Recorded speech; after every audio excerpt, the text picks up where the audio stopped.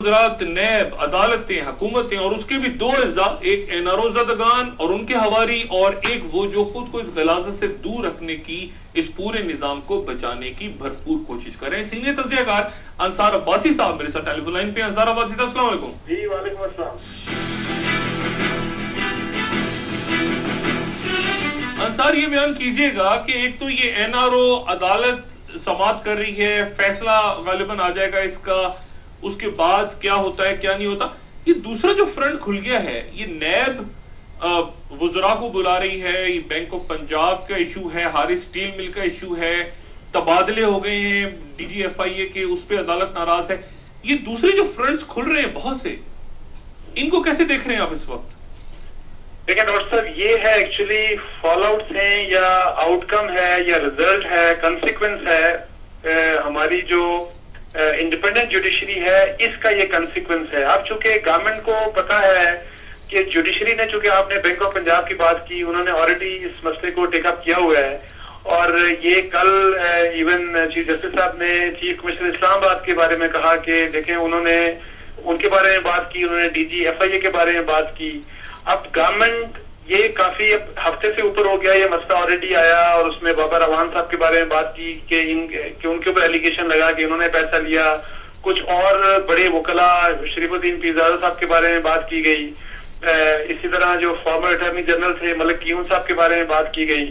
तो जो मुख्तलिफ लोगों के बारे में बात की गई, तो गवर्नमेंट ने 1-1.5 हफ्ता कोई एक्शन नहीं लिया, बिल्कुल खामोश बैठी रही। इवन चीफ कमिश्नर इस्लामाबाद, जिनके ऊपर एलिगेशन ये था कि इन्होंने स्टील मिल्स के मालिक को 40 या 50 लाख रुपए का जो एलिगेशन था कि लेके तो यहाँ से ECL पे नाम होने के बावजूद पाकिस्तान से बाहर भिजवा दिया। तो अब ये बेसिकली ये गवर्नमेंट की रिस्पॉन्सिबिलिटी थी कि जब इतने सीरियस एलिगेशन लगे हैं कोर्ट के अंदर और वो पब्लिक हो चुके हैं, तो गवर्नमेंट को कुछ करना चाहिए था। लेकिन अफसोस की बात यह है कि गवर्नमेंट ने कुछ भी नहीं किया और फिर वो अल्टीमेटली सुप्रीम कोर्ट को उस वक्त बोलना पड़ा जब DGFIA को रिमूव कर दिया गया, जो कि इन मामलात, ये और स्टील मिल्स और दूसरे मामलात में इंक्वायरीज कर रहे थे। और नहीं अंसार, मुझे समझ नहीं आ रहा कि अब कोई अफसर अगर ईमानदारी से अपना काम करता है तो उसका ट्रांसफर हो जाता है या उसको SD बना देते हैं और बाकी फिर वो अपनी पसंद के लोग ले आते हैं। तो ये किस तरह से हुकूमत और फिर सुप्रीम कोर्ट को बार बार इंटरवीन करना पड़ रहा है?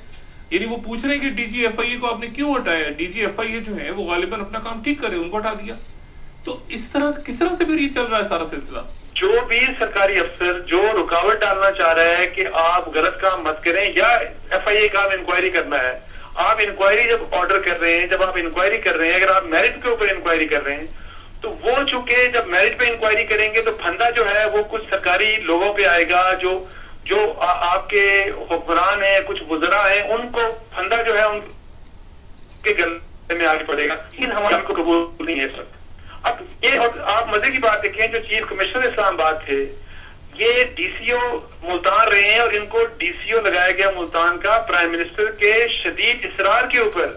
ये पंजाब गवर्नमेंट की नेगेटिव लिस्ट पे थे, इनका बहुत ड्यूबियस किस्म का बैकग्राउंड था और पंजाब गवर्नमेंट ने कहा था कि हमने इनको कोई ओहदा नहीं देना। प्राइम मिनिस्टर साहब के इसरार के ऊपर इनको DCO मुल्तान लगाया गया और फिर वहां से इनको चीफ कमिश्नर डायरेक्ट इस्लामाबाद का लाया गया। अब देखें कि जब इस किस्म की यारी दोस्तियां होंगी और फिर इस तरह तो मामलात नहीं चल सकते डॉक्टर साहब। और फिर आप देखें कि फिर अल्टीमेटली गवर्नमेंट ने उस वक्त इनको रिमूव किया चीफ कमिश्नर इस्लामाबाद को जिस वक्त सुप्रीम कोर्ट ने इस मसले के ऊपर नोटिस लिया। नहीं, लेकिन अब फिर अंसार यही तो सवाल है कि फिर अब किस तरह से होगा? वो 12 डब्बे गायब हो जाते हैं, कोई नैब का एक ऑफिसर वहां बैठा होता है, दूसरा अपना काम यहाँ कर रहा होता है, कोई ये किस तरह से? अब ECL के ऊपर नाम था तो ECL पे निकल गए, ये साहब ECL से निकले ना, ECL पे इनका नाम था, ECL से निकल गए, ECL पे होने के बावजूद निकल गए।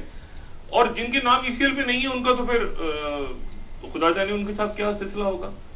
तो ये किस तरह से अदालतें किस तरह एग्जीक्यूट कैसे करेंगी अपने काम को आगे? जब आपको पता होता है कि कम से कम चले जुडिशरी इंडिपेंडेंट है और वो पूछा जाएगा, जुडिशरी की तरफ से पूछा जाएगा, तो उसका फायदा ये होता है, नुकसान भी। अब उसका फायदा देखें ये होता है, ठीक है, एक साइड पे हमें देखते हैं कि जो डायरेक्टर्स आते हैं, जिस तरह शुगर का आपने देखा जब आया फैसला कि जी आपने 40 रुपए से ऊपर चीनी नहीं बेचनी, तो गवर्नमेंट ने कोई इंटरेस्ट शो नहीं किया और इन्होंने शुगर जो माफिया था उनके साथ हैंड एंड ग्लव होके आप देखें कि कंट्रोल ही नहीं किया पैसे को। यानी हालांकि आप देखें डायरेक्टिव जो भी इशू करे, जो भी डायरेक्शन या फैसला आता है कोर्ट की तरफ से, इम्प्लीमेंटेशन गवर्नमेंट ने करना होती है। लेकिन इसका देखिए एक फायदा ये हुआ कि नैब आप देखिए एकदम से एक्टिव हो गई। अब कम से कम नैब को चूंकि पता है कि अगर नैब ने कोई भी किसी भी किस्म की 2 नंबरी की तो इनको नहीं छोड़ेगी सुप्रीम कोर्ट। अब उन्होंने इमीडिएटली नैब ने ये किया कि बाबर अवान देखें, ये बड़ी जबरदस्त बात है कि सिटिंग मिनिस्टर को नोटिस भिजवा दिया कि आप हमारे सामने पेश हो जाए। शरीफुद्दीन पीरजादा, जिसके बारे में कोई सोच नहीं सकता था, उनको कह दिया गया कि आप हमारे सामने पेश हो जाए। तो जितने भी प्लेयर्स थे जिनके बारे में मेरा एक आध जो जिनका ताल्लुक इनसे नहीं था, गवर्नमेंट से नहीं है, एक आध प्लेयर को छोड़ के बाकी सबको नैब ने बुला लिया अपने सामने। तो ये बड़ी जबरदस्त बात इसलिए पॉजिटिव इम्पैक्ट हुआ कि नैब को पता है कि अगर हमने कोई गलत काम किया तो हमें सख्ती से पूछा जाएगा सुप्रीम कोर्ट से।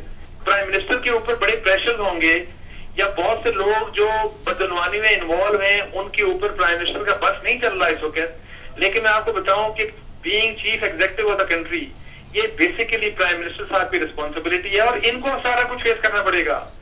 ये सब कुछ सामने आ जाएगा, ये छुपा कुछ भी नहीं रहेगा। अच्छा, आपको लगता है 248 और अहलियत फिर छिड़ जाएगी फौरन सुप्रीम कोर्ट में? देखिए, प्रेसिडेंट की इम्यूनिटी चूंकि इस वक्त एनआरओ का हिस्से में, यानी कि पिटीशन में इम्यूनिटी का मसला इस वक्त क्वेश्चन नहीं है। और अब मुझे नहीं मालूम कि अभी चूंकि हियरिंग के दौरान भी अभी ऐसी बात सामने नहीं आई, लेकिन ये इम्यूनिटी वाली बात अगर इस वक्त डिस्कस नहीं होती इस हियरिंग के दौरान, तो डेफिनेटली नेक्स्ट हियरिंग में ये चैलेंज हो सकती है। और कोई भी चैलेंज कर सकता है कि क्या प्रेसिडेंट को या किसी भी पब्लिक ऑफिस होल्डर को कोई एक इम्यूनिटी हासिल है कि नहीं, प्रोटेक्शन, इस तरह की कॉन्स्टिट्यूशनल प्रोटेक्शन हासिल है कि नहीं। अंसार, यानी आपको फिर ये लगता है कि पै दर पै फिर मुख्तलिफ जो भी फैसला होगा उसके बाद पै दर पै फिर पिटीशंस और बहुत सारी एक्सपेक्टेशंस और ये बैंक ऑफ पंजाब और ज़ाहिर स्विट्जरलैंड के अकाउंट्स मंगवा लिए, डिटेल्स मंगा लिए, तो और बहुत कुछ फिर डिस्कस होना शुरू हो जाएगा? देखिए, ये तो जाहिर है, हम यही देखते हैं ना आपके क्या फैसला करेगी सुप्रीम कोर्ट। और डेफिनेटली जो भी सुप्रीम कोर्ट फैसला करती है तो उसके कॉन्सिक्वेंसेज होते हैं। और इस केस में तो डेफिनेटली बहुत एक्सपेक्टेशन ये है कि बहुत से इसके नताइज होंगे।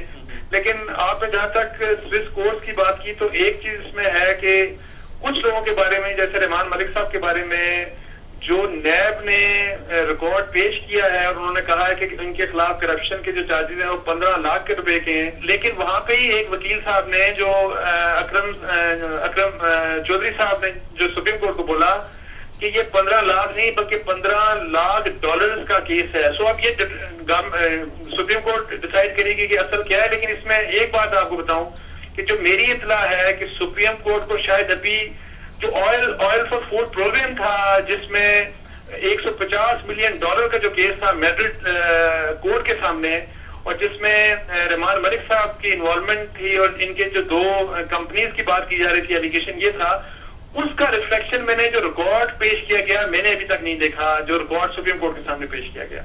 अच्छा। तो अगर वो रिकॉर्ड पेश किया जाता तो मुझे नहीं समझ आई कि नैब ने वो रिकॉर्ड क्यों नहीं पेश किया सुप्रीम कोर्ट के सामने, और क्या ऐसी रुकावट थी कि जिसकी वजह से वो तमाम मालूमात जो सुप्रीम कोर्ट के सामने पेश की जानी चाहिए थी वो पेश क्यों नहीं की गई, इसकी मुझे पता नहीं। लेकिन ये बात मैं बताऊं आपको कि जो नैब ने बताया वो कंप्लीट इन्फॉर्मेशन नहीं थी सुप्रीम कोर्ट। अंसार, बहुत शुक्रिया। इंशाअल्लाह आपसे बात होती रही कि ख़वातीन और हज़रात, अंसार अब्बासी का कहना ये कि नैब ने भी मुकम्मल दुरुस्त रिकॉर्ड अदालतों के सामने पेश नहीं किया। वाशिंगटन में मौजूद न्यूज के ग्रुप एडिटर शाहीन सहवाई मामला को किस तरह देख रहे हैं, एक वक्त के